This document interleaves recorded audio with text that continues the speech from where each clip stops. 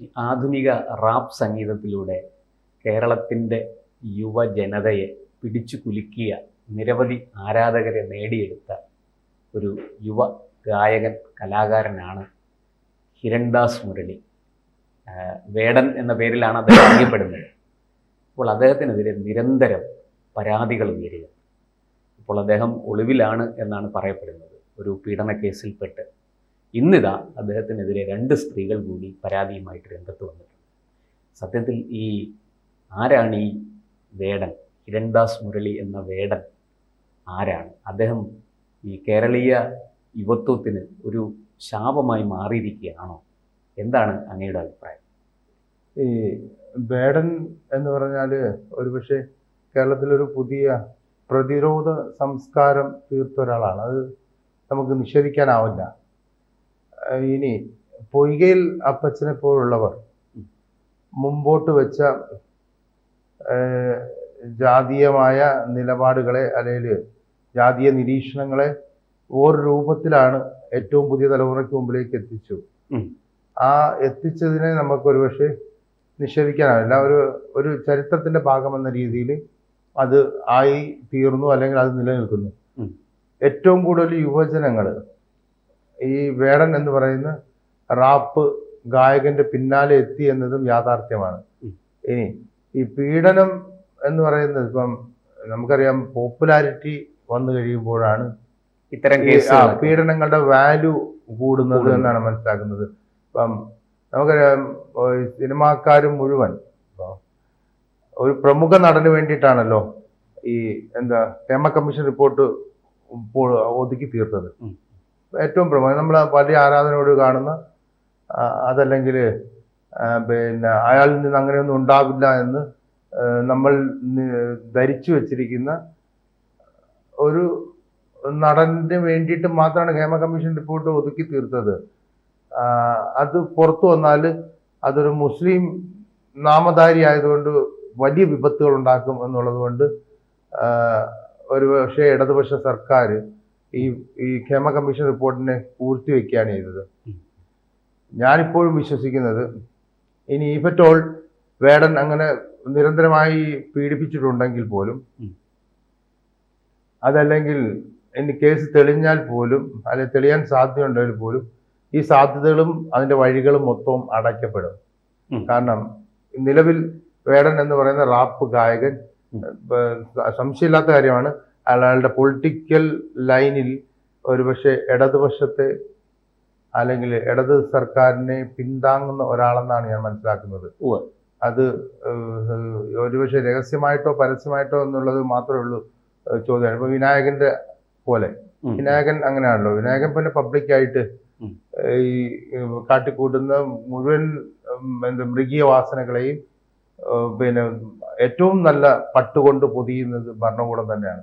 അതുപോലൊരു സുരക്ഷ ഒരുപക്ഷെ ഇത് കേസ് തെളിയുന്നത് വരെയോ തെളിഞ്ഞു കഴിഞ്ഞോ വരെയൊക്കെ ഇയാൾക്കും ലഭിച്ചിരിക്കും. അതുകൊണ്ട് ഇതിൻ്റെ അവസ്ഥ എന്തെന്ന് ഇപ്പോഴും വ്യക്തതയില്ലാത്തത് കൊണ്ട് നമ്മളിതിനെക്കുറിച്ച് കൂടുതൽ പഠിക്കേണ്ടി വരും. ഇപ്പം കേസ് ആരോപണം, ഇപ്പം കേരളത്തിൽ ഒരു ഘട്ടം കഴിഞ്ഞപ്പോൾ മീറ്റു എന്ന് പറയുന്ന ഒരു ഫാഷനായിട്ട് മാറി. വന്നവരും പോയവരും ആയുധമായിട്ട് മാറി. അപ്പൊ അതുപോലൊരു ആയുധമായി മാത്രം കാണണോ എന്നൊക്കെ ഉള്ളത് ഇനിയും മണിക്കൂറുകൾ കഴിഞ്ഞ് മാത്രമേ മനസ്സിലാക്കാൻ പറ്റുള്ളൂ.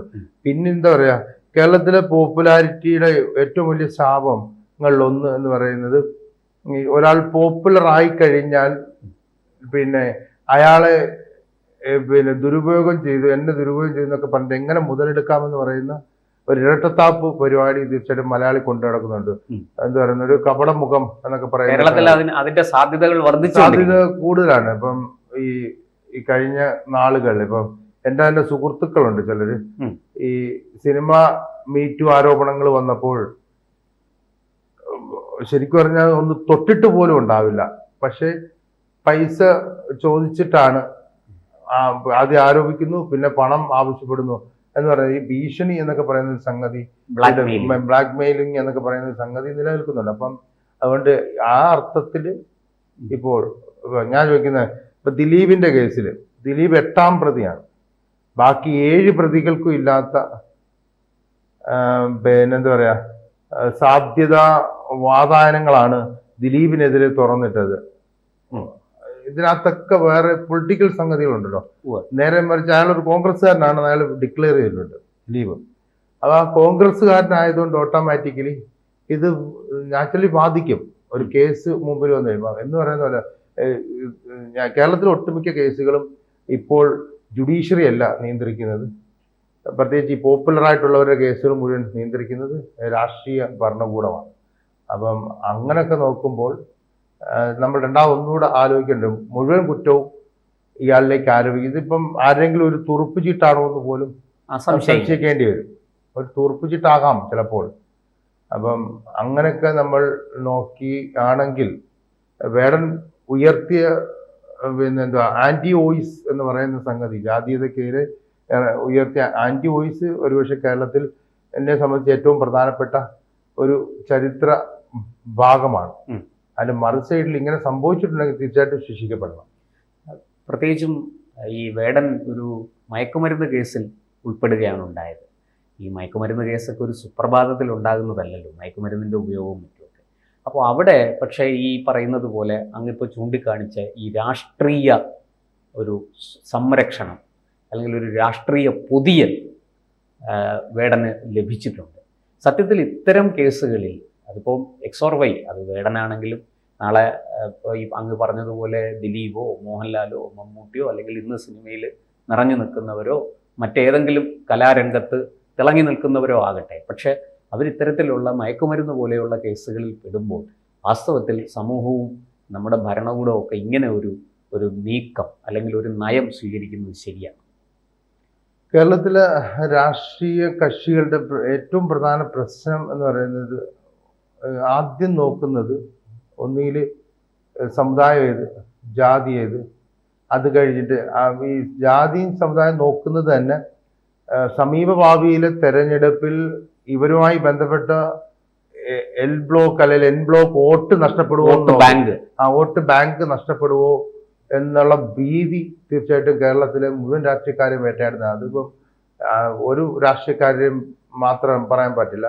എല്ലാവരും രാഷ്ട്രീയ നേതാക്കന്മാർ നോക്കുന്നത് എൻ്റെ വോട്ട്, ഇവരെ തൊട്ടാൽ എൻ്റെ വോട്ട് ബാങ്ക് തകരുമോ. സത്യത്തിൽ നമുക്ക് രാഷ്ട്രീയ പ്രബുദ്ധതയേക്കാൾ മതപ്രബുദ്ധതയാണ് കൂടുതൽ പറയേണ്ടി വരും. അപ്പോൾ അങ്ങനെ ഒരു സംസ്കാരം ഇപ്പോൾ ഉണ്ടാക്കിയിട്ടുണ്ട്. ഇപ്പൊ നമുക്കറിയാം ഈ ഒരു രാഷ്ട്രീയ നേതാവ് എന്നൊക്കെ പറഞ്ഞാൽ 5 വർഷമാണ് അയാൾ ഹീറോ ആയിട്ടുള്ളത്. അത് കഴിഞ്ഞാൽ അയാൾ സാധാരണക്കാരെ ഒരാളെ പോലാണ്. പക്ഷെ നമ്മൾ ഈ 5 വർഷം മാത്രം ആയുസ്സുള്ള ഒരാളെ ഒരു വലിയ പീഠത്തിൽ ഇങ്ങനെ കയറ്റിയിരുത്തി ഇല്ലാത്ത പരിവേഷം ഉണ്ടാക്കി കൊടുക്കുന്നതുകൊണ്ട് തന്നെ അവൻ പ്രബലനാണെന്ന് അവൻ തന്നെ തോന്നുന്നുണ്ട്. അപ്പൊ ആ പ്രബലൻ ആണെന്ന് അവൻ തന്നെ തോന്നുന്നുണ്ട്. ഇപ്പം കേരളത്തിൽ ഏത് രാഷ്ട്രീയ കക്ഷിയുടെയും പ്രബലരായ നേതാക്കന്മാരെ എടുത്തു നോക്കിയാൽ ഇപ്പൊ അവർക്കിപ്പം ഈ എന്താ പറയുക ഭരണം പിടിക്കണമെന്നല്ലല്ലോ പ്രധാനം. ഇവർക്ക് എക്കാലവും ഇങ്ങനെ പ്രബലനായ ഒരു നേതാവായി തുടരണമെന്നാണ്. അപ്പൊ ഈ തുടരുന്നത് തന്നെ അവരവരുടെ വേണ്ടപ്പെട്ടവർക്ക് വലയം തീർക്കാൻ വേണ്ടിയിട്ടാണ് ഇതിൽ നിൽക്കുന്നത് പോലും. അപ്പം എല്ലാ പാർട്ടിയിലും ഈ വലയം ഒരുക്കൽ സംഭവിക്കുന്നത്. അതിന് വേണ്ടിയിട്ട് ഏത് ഭരണകൂട കോംപ്രമൈസിനും ഇവർ വില്ലിംഗ് ആണ്. അവിടെയാണ് ജുഡീഷ്യറി അപ്രത്യക്ഷമാകുന്നത്, ജനാധിപത്യം അപ്രത്യക്ഷമാകുന്നതൊക്കെ അവിടെയാണ്. പകരം ഈ എക്സിക്യൂട്ടീവിന്റെ കയ്യിലേക്ക് ഇതെല്ലാം കൂടെ അങ്ങ് പോകുന്നു. അപ്പം ആ അർത്ഥത്തിൽ ഒരുപക്ഷെ വേടൻ ശിക്ഷിക്കപ്പെടുന്നത് വരെയും സുരക്ഷ നിലവിലുള്ള ഭരണകൂടവും വേടൻ കൊടുക്കും.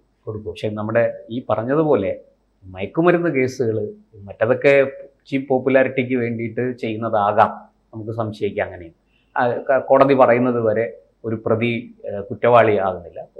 ഇത് കഴിഞ്ഞിട്ട് ശിക്ഷ വിധിക്കുമ്പോഴാണ് അല്ലെങ്കിൽ കുറ്റവാളിയാണെന്ന് കോടതിയാണ് കണ്ടെത്തുന്നത്. പക്ഷെ ഇവിടെ മയക്കുമരുന്ന് കേസിൽ ഇതൊരു വലിയ തലമുറയെ, ഭാവി തലമുറയെ വഴിതെറ്റിക്കുന്ന ഒരു അവസ്ഥയിലേക്കാണ് പോകുന്നത്. കാരണം ഇദ്ദേഹത്തെ ഒരുപാട് പേർ ആരാധിക്കുന്നുണ്ട്, പ്രത്യേകിച്ചും ചെറുപ്പക്കാരായ കുട്ടികൾ. അതിനെ നമ്മൾ എങ്ങനെ ഇവിടെ നമുക്ക് ന്യായീകരിക്കാൻ സാധിക്കും, അല്ലെങ്കിൽ എങ്ങനെ അതിനെ കാണാൻ സാധിക്കും? ശരിക്കും പറഞ്ഞാൽ വേടൻ മയക്കുമരുന്ന് ഉപയോഗിക്കുന്നത് പോലെ തന്നെയാണ് ഏതൊരാളും ഉപയോഗിച്ചു തുടങ്ങിയിരിക്കുന്നത്. അവർക്കൊക്കെ ആരാധകരുണ്ട്. ഇപ്പം ഷൈൻ ടോം ചാക്കോ അല്ലെങ്കിൽ വിനായകൻ, ഷെയ്ൻ നിഗം, ഈ പറയുന്നവർക്കൊക്കെ ഈ പറയുന്ന ഏറ്റവും ചെറുപ്പക്കാരായ ആരാധകരുള്ളവരാണ്. അപ്പം ഞാൻ ഇതിനെ കാണുന്നത് ഇത് ഈ മയക്കുമരുന്നിനെതിരെ നടത്തിയ ഏത് പ്രതിരോധവും ആദ്യം സംഭവിക്കേണ്ടുന്നത് ഭരണകൂടത്തിന്റെ ഭാഗത്തു നിന്നാണ്. പക്ഷേ നിർഭാഗ്യവശാൽ കേരളത്തിലെ ഭരണകൂടം ഇതിനനുകൂലമായ സാഹചര്യങ്ങൾ പലപ്പോഴും ഉണ്ടാക്കുന്നു. ഒന്ന്, ഈ രണ്ട്, ഈ മയക്കുമരുന്ന് കേസുകളിൽ പിടിക്കപ്പെടുന്ന പലരും ഉന്നത രാഷ്ട്രീയ ബന്ധമുള്ളവരാണ്. 3, അവരേതെങ്കിലും വിധേന ഈ സിനിമാക്കാരും അല്ലെങ്കിൽ ഇതുപോലെ പോപ്പുലാരിറ്റി ഉള്ള ആൾക്കാരുമായിട്ട് ബന്ധപ്പെട്ടവരാണ്.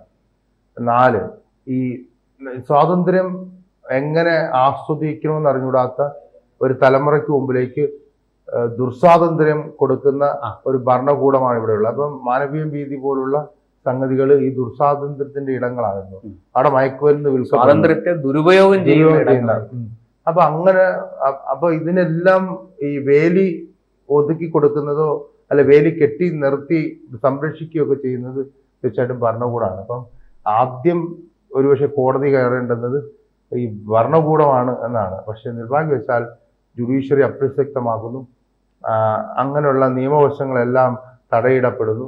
അങ്ങനെയൊക്കെ വരുമ്പോൾ ഈ പറഞ്ഞ പോലെ ഇപ്പം വേടൻ മയക്കുമരുന്നുമായിട്ട് പിടിക്കപ്പെട്ടിട്ടുണ്ടെങ്കിലും അല്ലെങ്കിൽ ഉപയോഗിച്ചിട്ടുണ്ടെങ്കിലും ഇതേ സംരക്ഷണം ഈ ഭരണകൂടം തന്നെ നൽകുകയാണ്. എങ്ങനെയെങ്കിലും ആ കേസിൽ നിന്ന് ഊരിയെടുക്കുക. ഈ ഊരിയെടുക്കലാണ് ഇപ്പോൾ നടന്നുകൊണ്ടിരിക്കുന്നത്. അത് ഇനിയും തുടരും. കൂടുതൽ വാർത്തകളും വിശേഷങ്ങളും നിങ്ങളിലേക്ക് എത്താൻ ABC മലയാളം സബ്സ്ക്രൈബ് ചെയ്യുക, ബെൽ ബട്ടണും അമർത്തുക.